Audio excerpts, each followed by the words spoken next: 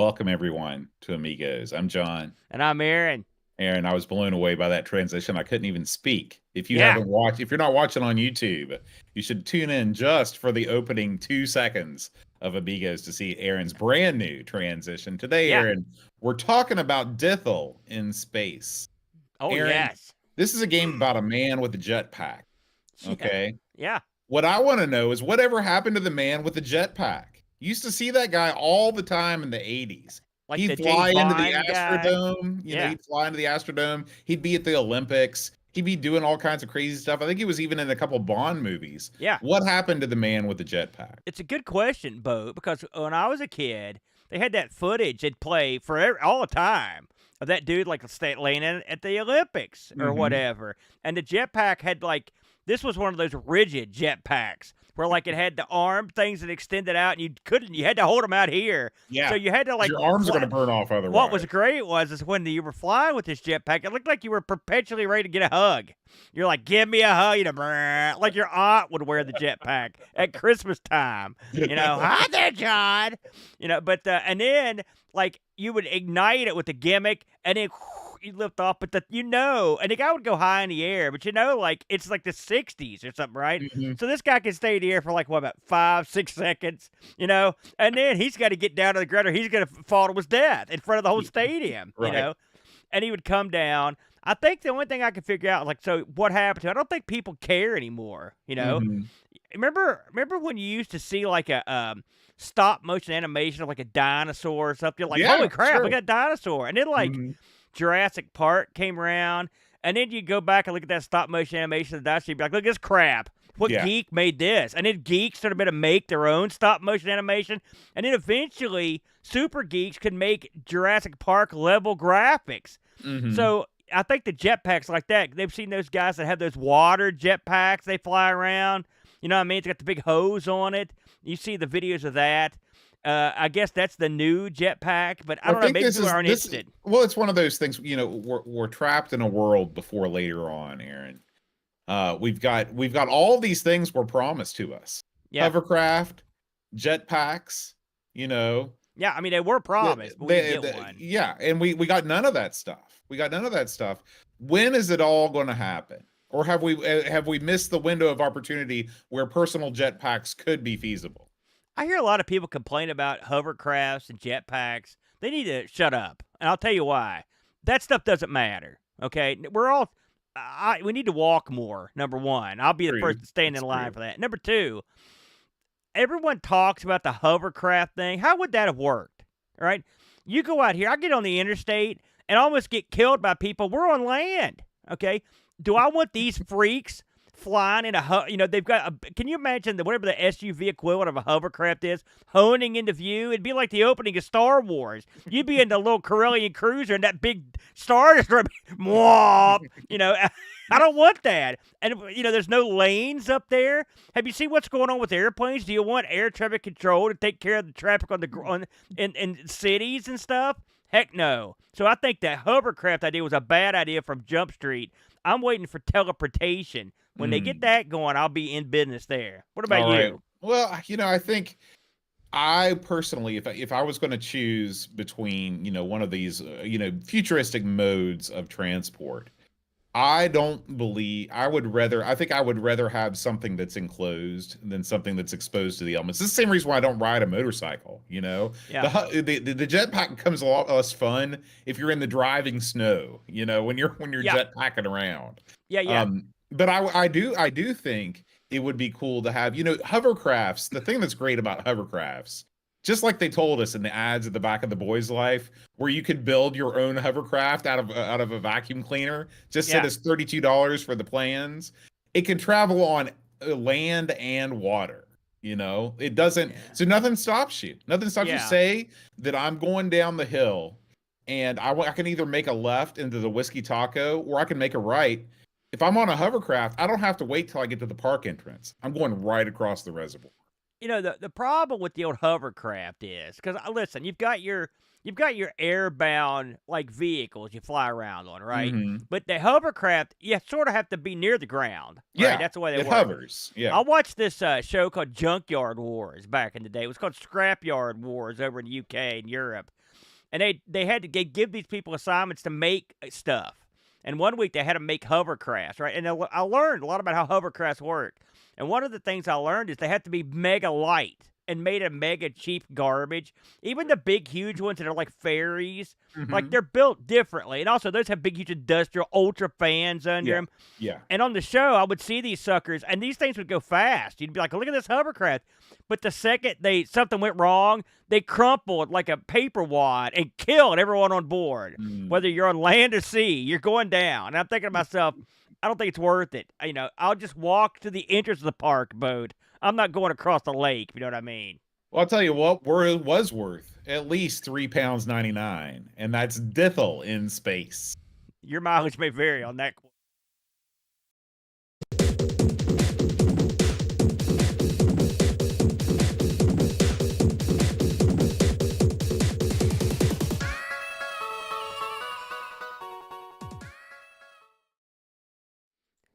Man, it's like walking into the club boat when that thing pops on. Woo! Holy smokes. I was about ready to shake my tail feather right there.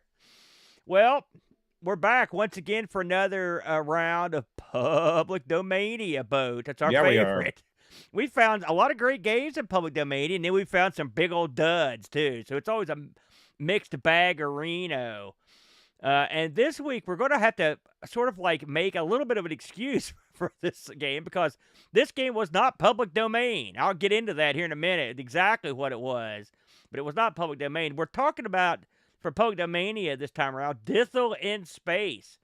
This was released in 1994, and this was a sequel to a game called Dithell's Wonderland, coded by a guy named Darren Dithell. Okay. Darren Dithell did Dithell Wonderland, this game, Flip It and Magnos, Water Carriers from Mars, and Furball. Those were his games. This is an OCS-ECS joint, 3 discs here, Boater. And this game gives you some extra goodies here. You've got 1 or 2 player or simultaneous split screen play, if you can believe that, Boat. The options in this thing are off the charts. The ability to have both types of multiplayer, when I mean tons of commercially released games of this quality didn't give you that, is pretty special. Yeah. This retailed for £3.99 or somewhere in the ballpark. And so the funny thing is, and it's funny, I looked at the reviews for this, and by the way, this is a sign of how much things have changed. And so I can't help but be pleased and amused by this. On several of the magazines, including like Amiga Power, and in fact, every magazine I read that had a review of this but one included this guy's name and address. Because yeah. So it was 36 Porch Avenue, Beebington, Wirral, Maryside, wherever. I don't know where any of that is, but maybe was that a UK address you just read? I have no idea. Okay, I was curious. And then the last part is L635LF. Someone in the chat can tell me where that's at. Bebbington, Wirral. Yeah, the magazines were like, "Yep, here's where you get it." And so this was one of those games where you could download the demo somewhere, but you had to pay for the full game. So it's sort of like say Doom, that sort of stuff. You know, where you'd play the demo and get the real game. So this was a one-man show. Everything in this game was done by Darren Dithell. So I thought before we got too deep in the woods on the game, I looked up some stuff on this guy. He's actually sort of an interesting character. He mostly did game music, Boat. In fact, I looked at his credits.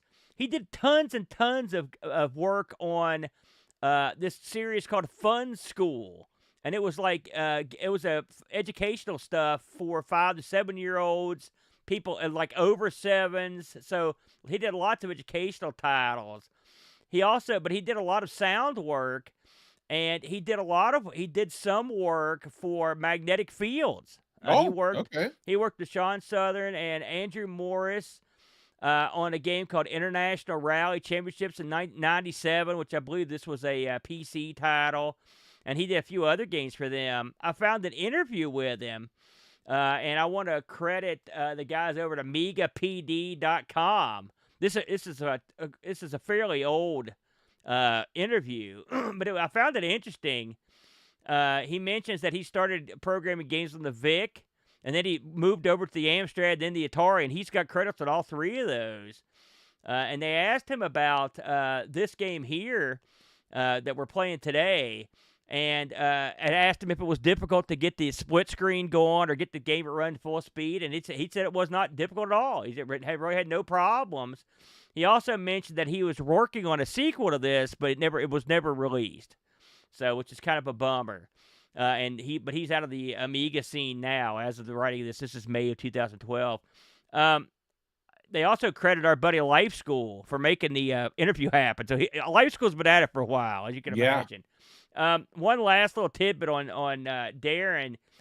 I don't know how this came up, but I noticed that he had a song or multiple songs on Amazon.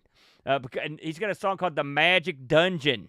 So if you feel like looking at this guy, and this game has some pretty good tunes in it, so I'm assuming he did all the music himself. Boat, it's Dithell in space.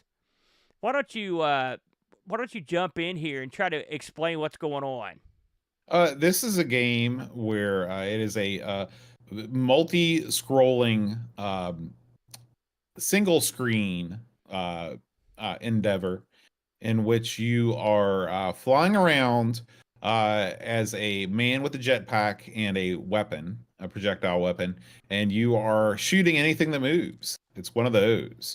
And so you are just running around shooting stuff, collecting fruits, collecting letters and bubbles, and progressing to the next stage. In between the man and a jetpack levels, there are also man in a spacesuit or in a spaceship levels, and you are essentially doing the same thing. You are going. You're moving in these levels, though they are horizontally scrolling only. You may have a very small amount of vertical movement, but it's mostly a horizontally type of movement that you have. They're like a shooter level. Yeah, they're shooter levels. It's a rinse and repeat endeavor. You go from one to the other, and every couple levels you get another shooter level. There are, I think it's reported that there are 70 stages, although reports on that vary in real life because I think that there was this Hipponius guy that has the long play on YouTube. He says he got to the end of level 25. And the game starts to just go back to it just reverses itself. It goes back. That's what I read too. Yeah. So I don't know if after you do the levels in reverse order, if there's a new set of levels that come after that. I have no idea. So, but as far as we know, it was advertised 70 levels. That's it. That's the game in a nutshell. Did you? I don't know. Do you? The character of Dithell, which, like you mentioned, is a guy with a jetpack, and he's got one of those fishbowl hats, like an astronaut hat. He reminds me of Bob from Bob's Burgers. If you watch that show, he's a white guy with a big nose and a mustache on him. It looks like a mustache to me. Maybe it's just the shading, but he does fly around in the traditional jetpack style, which means the controls have sort of factored in a certain amount of weight or gravity within as you fly him. And so this is one of those games where the controls are part of the game. Yeah. When you move around. When the game comes up, it gives you several choices for 1-player, 2-player, or 2-player split screen. I have to say, I think I'd really enjoy playing this split screen boat. I did try it, but I've tried it by myself. I didn't get anybody to play it with. It was, it looks good. I watched a couple videos of people playing it. When you start the game, it gives you the option to play a little easy or hard. And there's also a spot there that you could type in a password. It's a level password. And that's how you'll switch between levels, which I thank God for that. Because I wasn't keen on doing the levels over and over and over. And so it was nice to have the password in there. Now, I was going to ask you this, Bo, because I thought this was strange, and I wouldn't know if you noticed this. Did you use the password system at all when you were playing? Yeah. Okay, I figured so. Did you notice, at least because I noticed this, maybe I'm just insane. I noticed that when you typed in the password, sometimes Dithell would run to the easy side, and sometimes he'd run to the hard side. Oh, I had no I way to didn't notice control that. I had no way to control where he went, How and I was like, interesting. Maybe that's a way of the game punishing you for using the password. Is they're I like, yeah, don't you can get to know. the level, but maybe you're not going to play at the difficulty that you want. Either that, or maybe I was because once you type in the password, it just goes, and I wasn't Hmm. touching the stick, so I was like, a few times, I'm like, oh God, no, don't do that. You of course, Dithell has his ray gun, as Boat mentioned, and at the top of the screen, you've got a list of that includes the number of Dithells you have left, a score, and then you've got sort of a power meter. The power meter goes down when you use your gun, and you can get a power thing that will jack your gun up to the highest level. Now, from playing this, and by the way, I could not find any sort of documentation on this game, so I've got nothing for the backstory or any of the exactly how everything works. Did you stumble across that in your travels No, this no, week? I found no documentation on this I game. looked everywhere and I couldn't tried to look through the disc. But anyways, the best I could tell is when you get a power, it cranks your gun up to and you actually can kill stuff quicker with your gun powered up. You can't ever get to the point where you don't have any gun. I think that's how that works. You also, when you kill stuff, the stuff flies out of it and just flies around the screen, like sort of like if you took a balloon and just like opened up one end. It just goes Hmm. everywhere. Yeah, that's a good analogy. And you've got to go up. Well, you don't have to go up and try to get it, but you sort of want to, because amongst the things you can get, of course, are the power up and also the fruit. And occasionally you'll get an extra life that will come up. Here's the thing I didn't understand, so I'm going to ask you this too, Boat. I read that you should get as much fruit as you can to charge yourself up for the later levels. But I had no indication when I was playing it that the fruit did anything. Am I insane? No, I think that's straight up wrong. I think the fruit just gives you score. That's what I Because thought. there's three power ups. There's three pickups. There's fruit, which Yeah, gives you score, that's plentiful. There's the P symbol, which gives you power up, right, obviously, and there's one ups. That's it. right, That's all that I saw. right.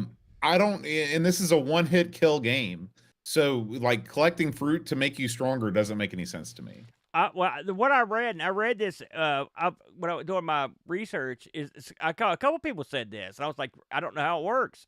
But they said that if you get the fruit, it will charge up your gun somehow. So they may just be idiots. You never know what you're reading. But I didn't Right. read that, so I wanted to throw it in. Okay. But I have no way of knowing that to say one way or the other. So when you start the game and you go to the first level, just to explain how the game works, you're on like a foreign planet, an alien planet.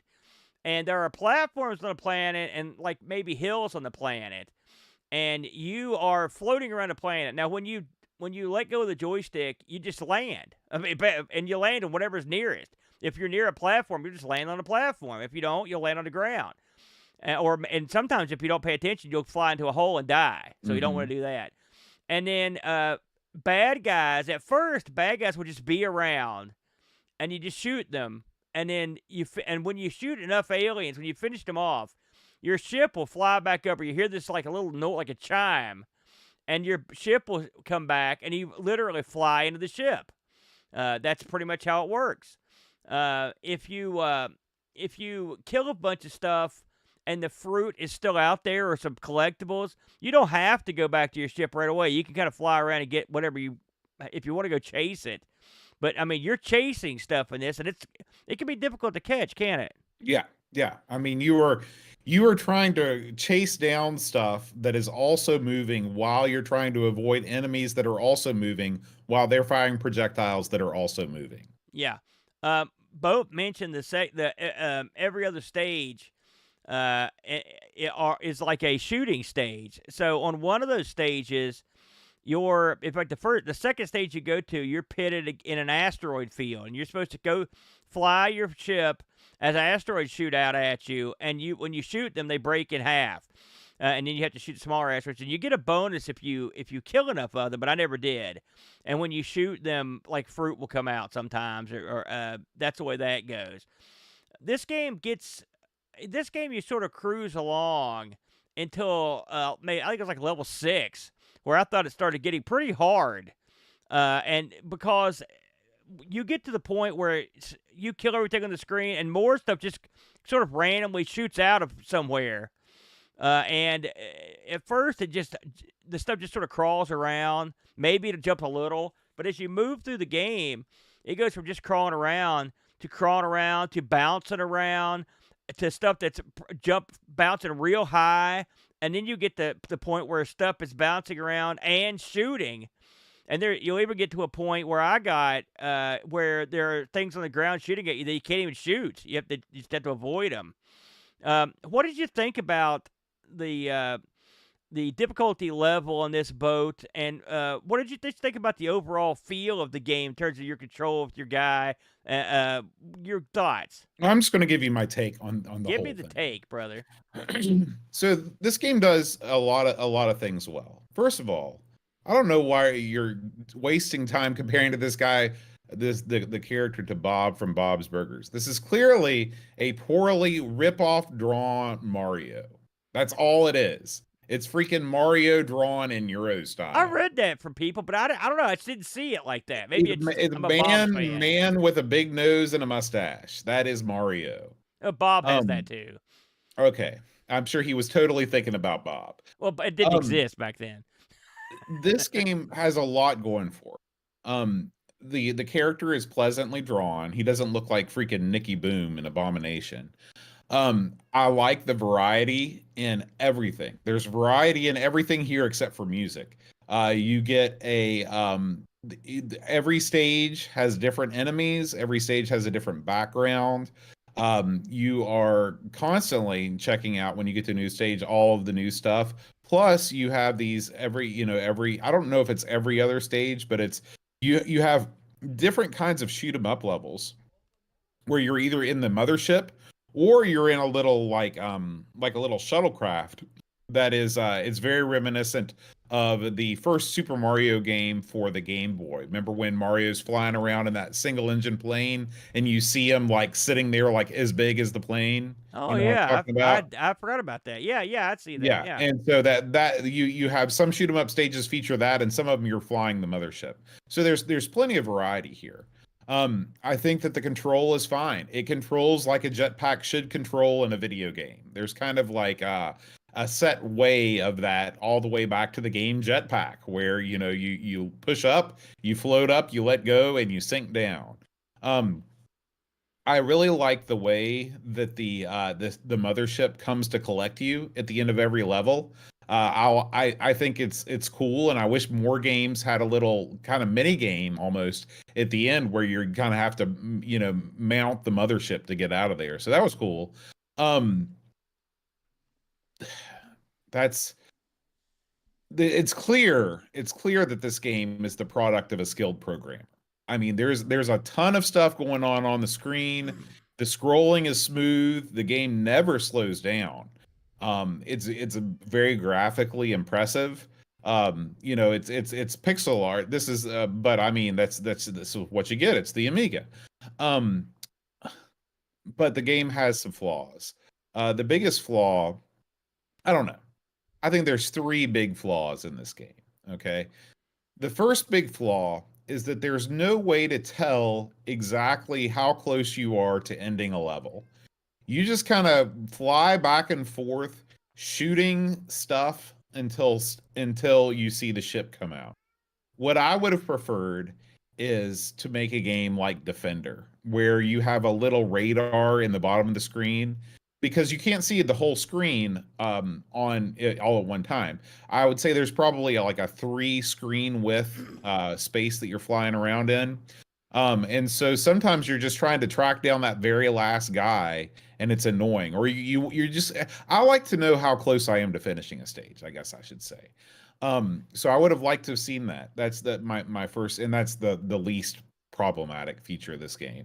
The second most problematic feature of this game is the enemy movement itself. This definitely takes a cue from the Psygnosis school of enemy movement, where it's just randomly moving around all the time without any sort of sense of direction or anything. I dislike that a lot. I would have much rather had maybe smarter enemies, or fewer, like smarter, fewer enemies, or something that just wasn't as chaotic. I never felt fully in control of what I was doing in this game. And one of the cool things about being in a jetpack is you want to have that sense of control. Um, so I didn't like the kind of random nature of both the enemies and also the power-ups. The power-ups are flying all over the place. The enemies are flying all over the place. Make one of them at least stand still so I can get it. I don't have a problem with power-ups slowly floating up to the top of the screen and you're kind of on a clock to pick them up. I think that's fine. But when the power-ups are just randomly like getting crazy, that's an issue. But all of that pales in comparison to my biggest problem with this game. My biggest problem with this game is it takes forever to restart the game once you lose your last life. Yeah. Because this game is not a game that you are going to be playing for a long time before you die, unless you have cheats turned on. This game, you get 3 lives, and it's one-hit kills.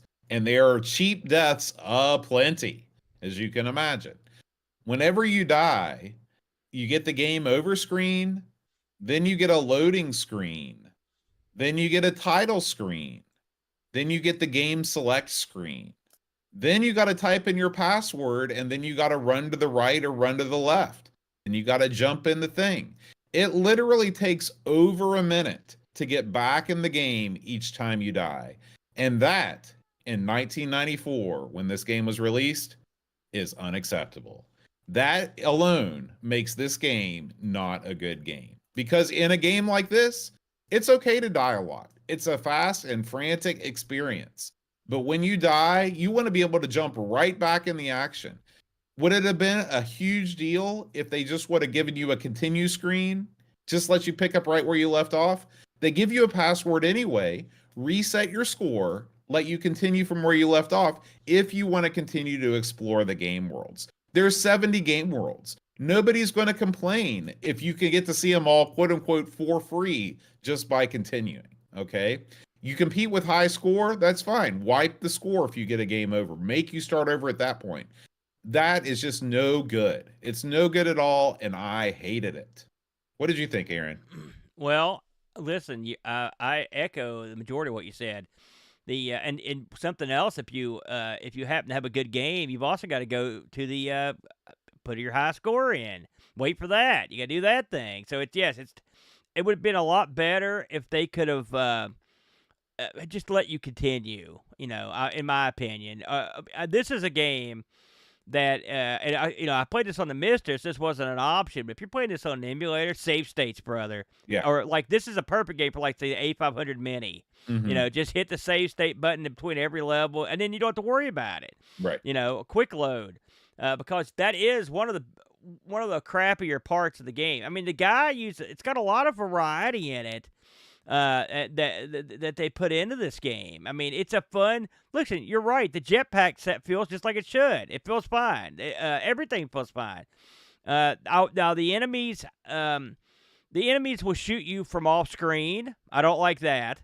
The enemies will just appear right near you. I don't like that. So there are some fundamental, like, I don't know, low end issues that'll happen that we've seen happen in other games that probably should never get past the troubleshooting of the game, but they do. But those are two things I hated, especially getting shot from off screen. That's dirty pool. And when the enemies get to the point where they start shooting, that was the number one way I died. You're right about that. The enemies, the movement it's annoying. And this didn't have to be like this, because I don't mind let's take Mario, for example, since you mentioned the guy. And if you're fighting a guy in Mario, certain characters can move certain ways. Some can move great, but you know how they move. And so that's part of the game. If you just have guys randomly jump to every possible height or as far as they can go, you can't judge anything or strategize. And then you go into the realm of being random And that takes away from the fun, especially if you're having a good game and you die because of something stupid like that. That's just dumb. If you gave these guys rules and then they played by their own rules, that'd be fine. And then as you advance in the game, if the rules allow for more and more movement, that's okay too, because you're updating the you're updating the difficulty. That's okay. But yeah, the movement and the shooting in this were a thumbs down. The length of time it takes to restart the game was a big thumbs down. I wasn't super keen on I thought some of the shooting levels were really difficult, especially when they start introducing the fireballs that shoot from off screen. Mm-hmm. Again, yeah, stuff that shoots at you from off screen is it's an unforgivable sin. Like, you can tell the playthrough we've got hooked up here. Like, he's got his gun at max power. He's got unlimited lives. Okay, when you play this game in real life, you don't have unlimited. You're not going to kill things in one shot. You're not going to just cruise through meteors. And like Boat said, it's one hit, so you're boned. So it's a difficult game. But the thing is, it's more difficult than it needs to be because they didn't pick rules that you can live with. Too much randomness to it. It's funny. I was reading on Lemon. One of the guys mentions, like, this is a real bummer. It just repeats it to 25 levels. I was like, man, I wish I could just get to the 25th level. Yeah, I could. Yeah, I got to the third disc, and that was as far as I could get. The complaint that particular complaint is somewhat unfounded because this guy cheated like the devil to get to the 25th level. So yeah. I don't think anybody that played this game for real was complaining, because I don't think anybody that played this game for real got to the 25th level. It just gets too crazy. I think listen, anything's possible, but you're right. I like to see someone that got there that can show me how it went. It's just like me and Britt covered a game over the weekend, and like I couldn't find any video evidence of anyone that got past the fourth level of the game. Now people told me they cheated and did it, but I couldn't find any video of it because the game's supposed to crash. Well, I don't know if it crashes or not. So you got to show me this stuff. I'm going to believe it. And this game's another one. I don't know. Without cheating, it would be hard to believe that someone could get that far. But with all that said, I still am going to give this game the thumbs up, and I'll tell you why. I found it a fun game, and I also found it. I thought that the author mixed it up pretty well. Even though some of the in-between levels I thought got irritating, he still tried different stuff. Some levels you're sort of in the dark. Some levels you're in water. He does some interesting stuff. And like he changes up the game with little niggets here and there, which I appreciate in a game like this. And again, the controls are solid.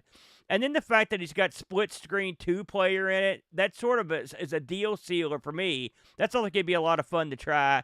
But, when you go into this game, you've got to go in with your eyes open, knowing that you're going to be playing something that is flawed, but you can have a good time. So, especially for you folks that have the ability to save states, I'd say you're the ones that this game would be the most appropriate for, because you would be less frustrated waiting through. It wasn't Shadow of the Beast long, but it still takes too long. I'm a bang operator. I want to go. I don't have time to sit around and screw around. I think, Boat, you're the same way, obviously. So in your opinion, Aaron, is this game worth the £3.99? Yes, I think it is. And I'll, with a but. And and we don't know this, but I didn't see it anywhere. Darren Dithell, who did this game, did several others. Perhaps he could have fixed some of these little flaws somewhere down the line, and maybe sent you a backup disc or something you could have loaded up. But as it stands now, I think it's pretty good. I think it's let's put it this way, Boat. I wasn't licking the old chops this week to play this one. I was like, I don't know about this one. But I was pleasantly surprised. I thought it had just enough panache. Again, we say this every time. We've played plenty of commercial games, big-time commercial games, that were much, much, much worse than this one. 100%. Yeah. Yeah. To me, this is totally worth the purchase price. Yeah. $3.99. You can get a fun evening or even a fun week out of this, and even if you put it away and never play it again, that's $3.99 well spent. And plus, you get your buddy in there. Right, with you. the two player angle gives this thing infinite replayability. Yeah, absolutely. Let's give us a whirl. So this is a game that got magazine reviews. Again, this is a 94. There are still magazines around. Yeah, man. So I'm going to tell you, this game actually caused me to do something I've been meaning to do for years. I went over to Lemon to see what they scored this game, and I Mm-hmm. was appalled. Okay, Why? because the score sucked. So No. I logged. I've had an account on Lemon for a long time, but I changed my name. I put a new account up, Amigo Aaron, and I entered a score for this. And my entry brought the score up to an even 5. So thanks to me, this game broke even. And I'm telling you right now, Bo, this is my little. I've said this before, but for real this time, I'm gonna try to go through and score on Lemon every game that we play. That's a And fantastic and idea. I will say, what would be, you know what would be, because we love Lemon. We Hmm. really those it's an indispensable like tool Resource. Yeah. for this sort of show. Yeah. So what would be fun? And I was going to mention this in the Discord. You Discorders that write these great reviews up in the Discord, copy paste, brother. Yeah. Send that sucker right over to Lemon after you're done. Make sure you put it in our Discord. And for the people that aren't in the Discord, show Lemon some love Man. because given this game was rated as a 4.86. Now listen, you can say what you want about some of the aspects, but it ain't no No. 4.86. No, Are you not at kidding me? all. It's at least a C title. Aaron, you've had lots of horrible ideas over the years. Oh, This is one of the good ones. I can't believe that we've gone this far, and neither of us has thought of the idea of, yeah, all you people, Pajako and Jeff Hanna and everybody that writes these reviews, you guys David spend tons of Hearn. time, right? Yeah. David Hearn writing up these reviews. Just take them right off our Discord, copy and paste them into Lemon. That Yeah. way they will be immortalized forever on the site that everybody goes to for Amiga coverage. And give that game a rating, make your voice heard. I've done a horrible job where, I've complained about lemon ratings for years. Have I done my part to rate games? Heck no. I need to start doing that myself. So thank you, Aaron, for kind of setting us straight and putting us right with God. Well, finally. The thing is, I think about 8 years ago, I gave this same speech, okay? Mm-hmm. I'm pretty sure I did. And I think I went through and scored some stuff and it gave up, okay? So this time, I promise, I swear, I promise, I'm going to make an attempt. And I'm going to go back and try to backtrack some of the old stuff. Because if we want these scores to be accurate on Lemon, we do need calmer heads to roll into town. Yes. This game only had 7 reviews. That's why the Yes. score was so dismal. But anyway, so thanks to yours truly. The score on Lemon now is a 5. Let's look at these magazines here. Here's another thing we got to talk about. So the first magazine to review this game, March of '94, was Amiga Joker. Now, we had a friend of ours school us up on the Amiga Joker scores to give them the scoop, Boat. So the scoop is they use the full 100 points for the grading system. So on Amiga Joker, an average game is a 50%. So we need to keep that in mind as we look at these Joker reviews in the future. A 30% is essentially the equivalent of what we would call like a 70% here in the States. Well, they still underscored this game, and they gave it a 34%. So they sort of buried it. I couldn't read the review, but it didn't. Clearly, they weren't super fond of the game. There's a lot of Amiga, nines in there, I think. Amiga Power gave this a 67. They were a little more open towards it, but they just weren't. They weren't putting it over that well. AUI gave it a 68. And I think the only crew that actually sort of got this game was the people over at the One in March of '94, gave it a 90. And I read the review, and it was a glowing review of this game. And because I think he's the only one that actually understood what the game was. Sometimes I just wonder about some of these reviews. I don't think you read them and you're like, they didn't really talk much about the game. Well, I'm like, I'm not going to cast aspersions upon these reviewers, but cast them. I would wager that your top paid best reviewers are not going to be reviewing licenseware for £3.99. They're going to put those guys on other projects, and they're going to put the more junior writers who probably, in '94, people were looking for games that offered more than Dithell and Space offered. You got to remember, '94 were on the cusp of the launch of the PlayStation and all these things, and games that looked and played like this, I'm sure people just wrote them off because they weren't in vogue anymore. One thing I wanted to mention, we mentioned that the author of this was a sequel to the original game. And they mentioned in this interview that the first Dithell game, Dithell's Wonderland, I guess it was popular enough to where it became something that was included in every edition of Amos. You would get the game. Really? So yeah. So I don't know if this was written in Amos. I mean, I didn't see It that. was. I think I remember reading that. Yeah, I didn't see. Yeah. I'm glad that you mentioned that, because that also, I also wonder if particular things about the game, such as the enemy movement and stuff like that.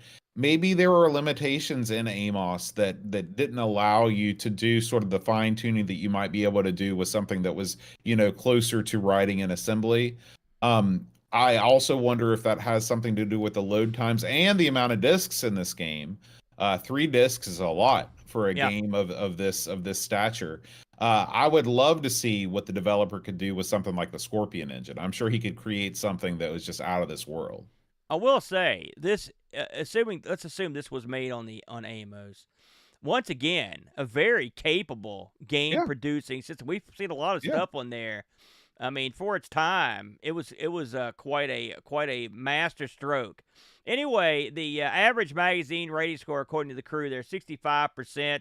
It's not the worst average, if I'm honest. I would probably go. I mean, I think this is a 70% game, maybe a little higher. I mean, at least a C. I would say it's a C, at least a C, C plus. I thought it was better than average. What did the fine folks in our Discord say, Bode? We got one review this week from Pajako6502. He writes, an Amos PD game, but something that seems better than a lot of regular Amos games, and dare I say better than some commercial games we have seen. Controlling the titular Dithell, you fly around on your jetpack and some levels, blasting aliens in the face, and then try to hop into your spaceship and fly on to another level. There's a reasonably good mix of shoot-'em-up levels thrown in as well to keep it all varied. The graphics and audio are pretty good considering it's a PD game, and it's clearly influenced by the 90s rave culture of the time, especially the menu tune and some of the trippy acid backgrounds. I almost really like this game, but the single biggest reason me to bounce off, as the cool kids say, are the infuriating pickups that fly around like rapidly deflating balloons, which include much needed weapons upgrades and extra lives. I really don't want to be chasing them around the screen, potentially getting hit in the process. Thankfully, there's a password system that is only really useful if you're returning to the game later. Otherwise, it seems pointless having to restart through the menu and enter the password to continue. And with only 3 lives on later levels, we'll be doing that a lot. Not something I can rave about, really. I'd say it's worth an evening of your time. Like my 90s clubbing days, I'll put this one behind me. 6 out of 10. Can you imagine Pajako in the club getting tipsy? Oh, yeah. Absolutely. Oh, yeah. I can imagine that easily. One of the funny things about this, I mentioned that all the magazines put this guy's address in them, and that's not unusual for that. I mean, even in 94, maybe it was getting unusual. The funny thing is there was only one magazine that didn't do that, and it was the one that gave it the high score. So there you go. Unfortunate. Whoops. Unfortunate. I will say, just to close the door on this one, of course, I could not find any of these for sale on eBay, and I don't know how many were sold, and I don't know how they were sold. Was there a package for this game? I didn't see one. Was there a booklet? I never read one. And how was it just discs shipped to you? I don't know. We may never know unless we actually talk to this fellow. But overall, I think he's got a pretty good game. I wouldn't mind trying a couple of his other games, but that might be something we could do somewhere down the line. Sure, man. Very good. Any final thoughts on this before we put it to bed? Happy put it best in the chat. He said, this game is like baggers in space mixed with top banana. The wisdom of Happy. Hello, I'm British Jones, and I am here to talk to you about RetroRewind.com. Mr. Jones, it's .ca. Oh, for fuck's sake, you put .com right here on the bloody cue cards. Do you like to tinker? Get the old tip wet with solder? Maybe just sketch or doodle.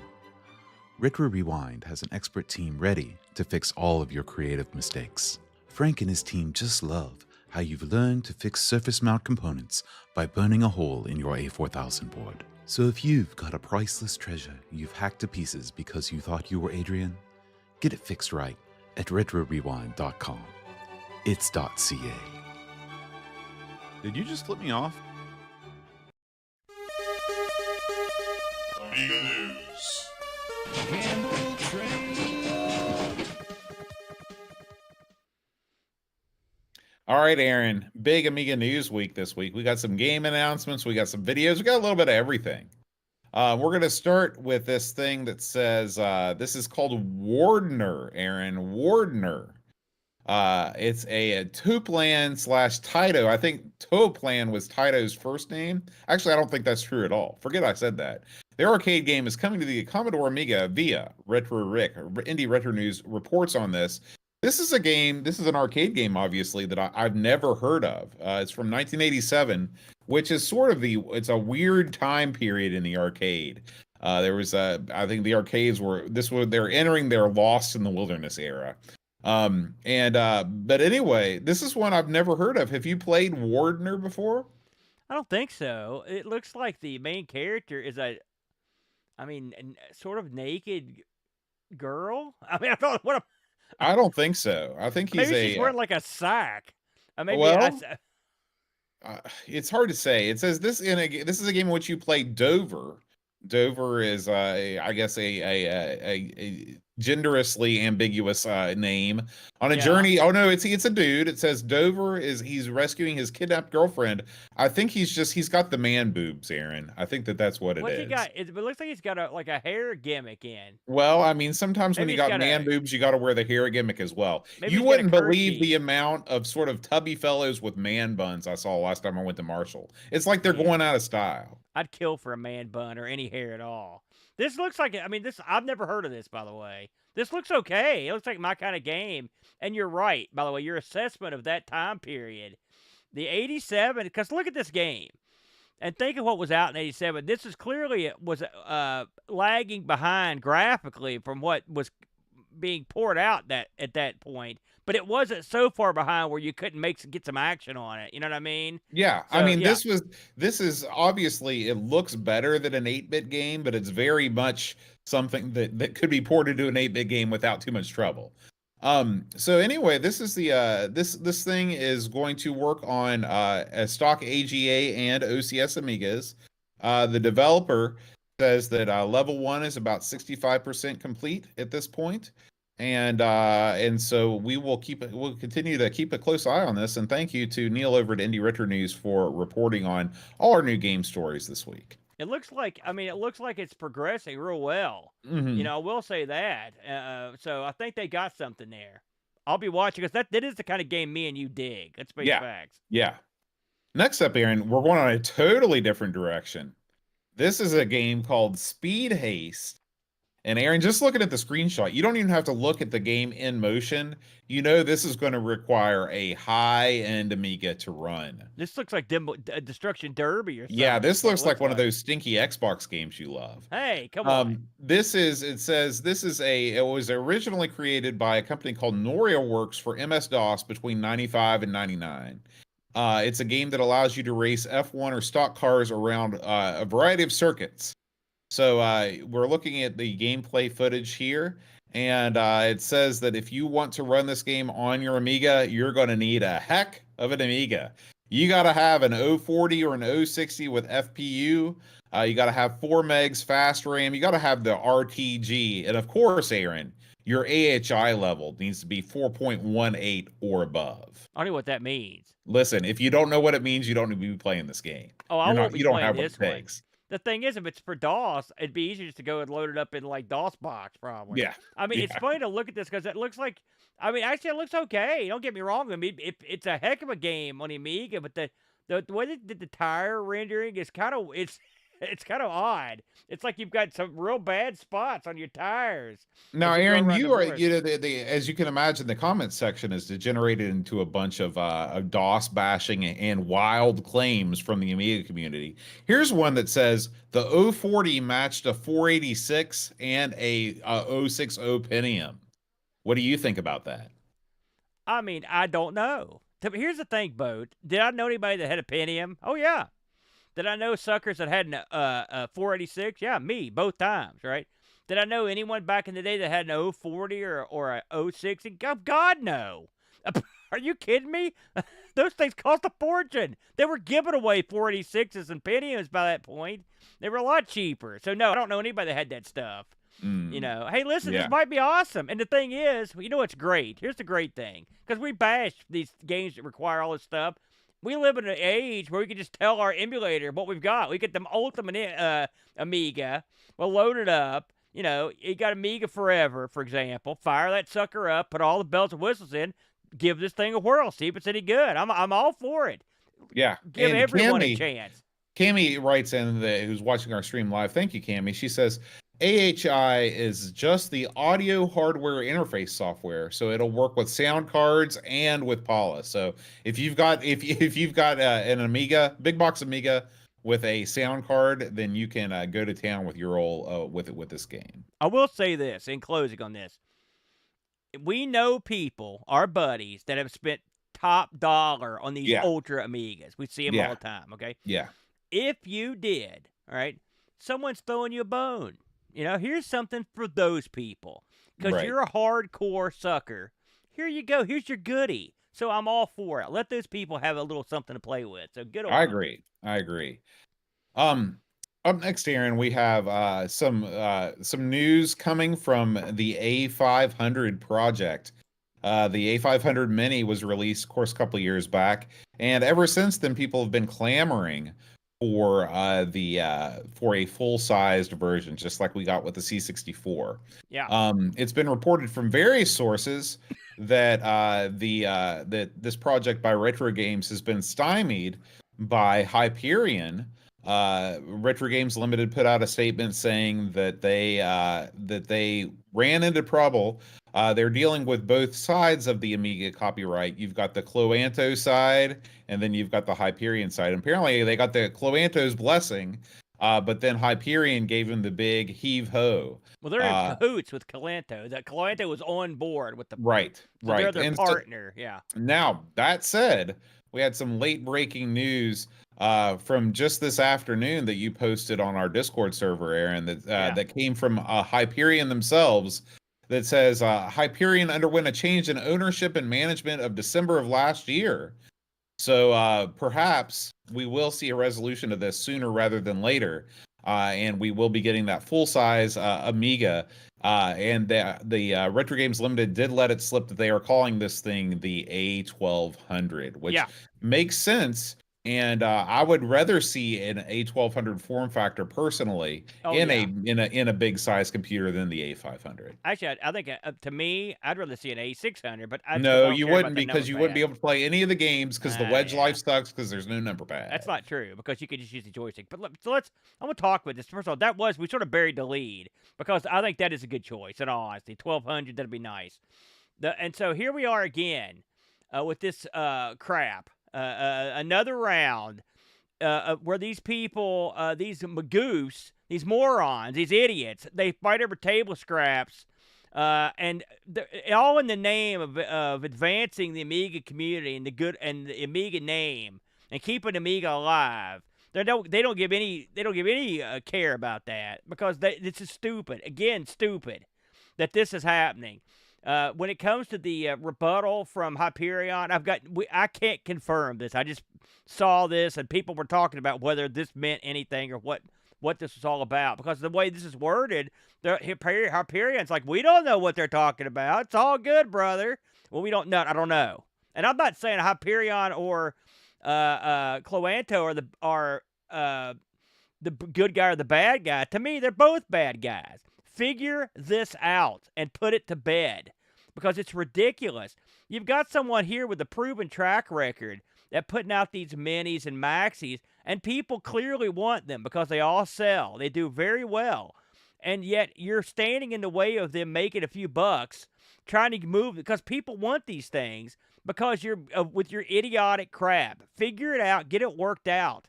Every couple years, this stuff raises its ugly head, and we've got to listen to it. Enough of this.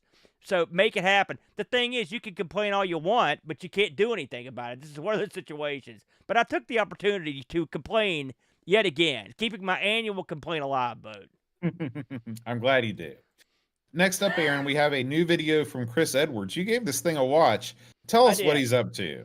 Well, it's a crazy old wacky Chris. This time out, and I found this interesting just because I've got a CD32 that needs some love. So I watched this, and someone sent him a CD32 with one of those terrible fire gimmicks Oh stuck yeah, in it. If yeah, you've got yeah. a CD32, you got to get one of these bad boys. They give you the Office, man. You get it all with these things. The one that was sent to Chris had something that you see a lot, and that's why I wanted to bring it up, because I've heard people talking about these old disc-based systems, and because they're getting old, and this is one of the oldest ones. It's literally one of the two oldest ones, along with the FM Towns Marty, the first CD-based systems. And what's happened in this one is that one of the plastic gears has broken. A couple of the arms have broken off the gear. It's slipping because that plastic has gotten old and has aged, and you know how that stuff gets. It cracks or whatever, and it yellows, and eventually this crap falls off. So it was interesting to watch Chris fix this stuff and to recap these things. Recapping. We've got a very famous video on our channel of Gary Hucker recapping. We got a lot of action on, but these are the surface mount caps, not the electrolytic caps. Yeah, these are the ones you burn a hole in your board if you're not careful. If you watch, again, this is one of the reasons I wanted to mention this video, because a lot of people are scared to work on these caps, and they're okay. But if you've got to have the right tool, you see the tool. If you're watching the video, Chris Edwards is using a pair of the pincers, the heated pincers. Those are cool. Did you have some of those at Lexmark? I did. I have everything there. But for this sort of work, they're great. They're perfect for this sort of thing. You just touch the sides of the thing and pop it right off, and putting them back on is real easy too. So you can make pretty quick work of it if you're a good hand. And of course, Chris is a real good hand. So I just found that interesting. Just to see somebody do this. It's not something I'd seen done before on the CD32. So if you are interested in soldering or just seeing somebody that has really good technique and knows the proper tool for the job, which, listen, I'm as bad as anybody when it comes to trying to use the wrong tool, because I don't have the right tool most of the times. It's like I gotta use garbage. So Chris, look at that setup he's got there. He's got everything you need to make this stuff happen. And so and plus the knowledge. So it's a good way to learn or to watch someone knows what they're doing, do it, because he gets some real good shots of him doing it. So just wanted to throw that in there. If you're into getting down and getting your solder on, that's a good way to go. We got one more news story, Aaron. This one is again from Indie Retro News. One of the things that the Amiga has not received a lot of console ports for are role-playing games until now. Aaron, Phantasy Star 2 is getting a port to the Amiga. This is being done by a guy named Retro Lover. He's a retro lover, and it says right now it's still early days. He's aiming to make the full game run on an A500, but he's just started to learn to develop on Scorpion engine. So now he wants to go as far as possible, even if it will run on an A1200 only. I loved Japanese role-playing games as a kid, but I was always a Nintendo guy. I never played any of the Sega games, and I know that both Phantasy Star 1 and Phantasy Star 2 are beloved games. Actually, I think the first 4 games on the Genesis are beloved, and so having this come out on the Amiga, again, why would you not want this? Why do we not want anything? Everything needs to come to the Amiga. Whatever you want to bring over. Yeah. From Japan, we as Amiga fans will only benefit. So good on him, and looks like that this is just sort of a little work in progress demo that he's got up. You can check out more over at the itch.io page. It's monoz.itch.io, and he's got the full development log there as well. So check that out. Yeah, my buddy Dale, my good friend Dale, was a king dong of these he loved these Phantasy Star games. He loved them. And it's been almost 10 years since I've seen Dale. He never comes around anymore. Well, he lives in Columbus, and he's got the kids in school. You know how it is. But he was the Phantasy Star crowd. And it's funny. You're right. Nintendo had their Zeldas and whatnot, and the Genesis / Mega Drive crowd. A lot of them hold Phantasy Star games in very high regard. Yeah. Is this the kind of game I'm going to run out and play? No. But is it the kind of game that you're going to find on the Amiga up to this point? Probably not. I mean, if you're going to port something, go straight for the jugular, I guess, and port the big dog. So I think this is a real good a real good choice. And hopefully this fellow, because as he learns, we know the system's capable. I have no doubt that he can get this thing to pull across. So good luck to you, my friend. All right, Aaron, and we got one more news story to talk about. This is a somber news story. We need to talk about a Boat Fest update. So the International Retro Computer Festival being held July 11th through 13th right here in Hurricane, West Virginia. We ever since the beginning of Boat Fest, this is Boat Fest year 4. We have been both sponsored and been lucky enough to be in the presence of Frank and his team of friendly Canadians from Retro Rewind. And I am sorry to report that due to the unpleasantness going on with our government right now and their attitude towards Canada, that Retro Rewind will not be present at Boat Fest this year. This sucks. I hate it. I hate the fact that we are in a position where we are making a country that is as friendly as Canada is the enemy. I hate the fact that we're not going to get to see Frank. I hate the fact that we all can't get along. I just hate so much about what's going on in international politics these days. And we wanted to make sure that if you were planning on making a trip just so Frank could work on your stuff, that you would know that Frank is not, as of right now, going to be in attendance. That's not to say that things can't change between now and July. But Frank gave us a call earlier in the week and explained the situation. And listen, I can't blame him.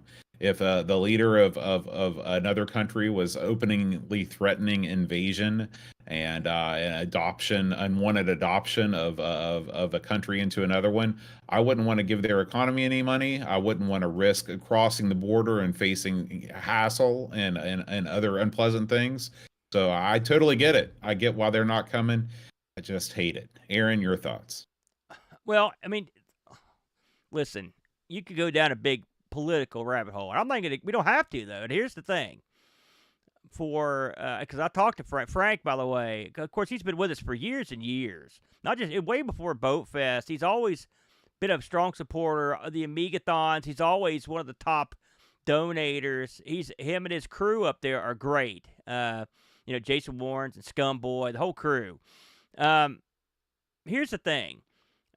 Frank, to bring his equipment across the border and all the necessary parts and stuff, there are issues. The border has become much more difficult to cross, and there's the issue of taxation of people coming across, and it's not just because they're mad at America or whatever. There's more. I mean, it's a huge ordeal. And which is, I think that would still not stop them. But the problem is the unknown element. The last thing you want to do is you're coming to West Virginia, get stopped at the border for a day, and then somebody run up a charge on you for money or what. It's not a good time. It's not feasible, and it's a shame, because Frank brings down his whole crew from Canada. And I don't know if we're going to have any of our friends from Canada that's going to join us at Boat Fest, which it makes me incredibly sad. We cannot, we cannot fill the shoes of Frank and his crew. I mean, and we couldn't even. And we were talking, earlier. Like Frank is. It's not like there's Amiga, Commodore 64 repair crews of his caliber just like falling off the trees. There are none around here. So all we can do is be sad and just try to keep the ball rolling. Now, with that all said, I talked to Frank, and what we are going to do, it's not a make good, but it's just something. I'm going to, and sometime in mid to late April, we're going to schedule an International Computer Club. We're going to have hopefully as many of the Canadian boys as we can in there, and we'll just chat with them and have some good times and try to have a little community fun, since it's not going to be able to make it down for Boat Fest, but we knew that this was an important thing to announce, because, like Boat said, we know a lot of people come up here. I mean, Frank is always busy, and his crew the entire weekend without fail, without stopping, without ceasing.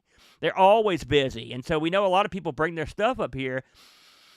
We didn't want anyone to be disappointed or be surprised. I guess you're going to be disappointed, but we don't want to be surprised when you get up here and that's not something that's not there. And I will tell you, Frank is heartbroken. Trust me on this. So I will say two things to close up. We love those guys up there. I want to thank Frank, RetroRewind.ca, and all of his staff for supporting us all the years, and we love those guys. And secondly, please continue to support RetroRewind.ca. Please continue to send him your stuff, and don't let the unpleasantness slow you down. Frank's the best at what he does. There's a reason why everybody knows him. It's not because he just has a lot of advertisers, it's because he's the man. And hopefully all this conflict will pass soon, and we can put all this to bed. And we won't have to worry about these, because I don't like it when the real world starts elbowing into my fun fantasy time boat. It pisses me off. Yeah, and Frank will continue to sponsor Retro Rewind. He's a big reason why we're able to keep the ticket prices where we are, where we're able to keep them, because he sponsored Boat Fest. Yeah, sponsor Boat Fest and sponsor this show. But you know, we have not raised ticket prices, although everything else has become more expensive because of the support that Frank gives to the event. So we appreciate all the work that him and his team do, plus Curtis.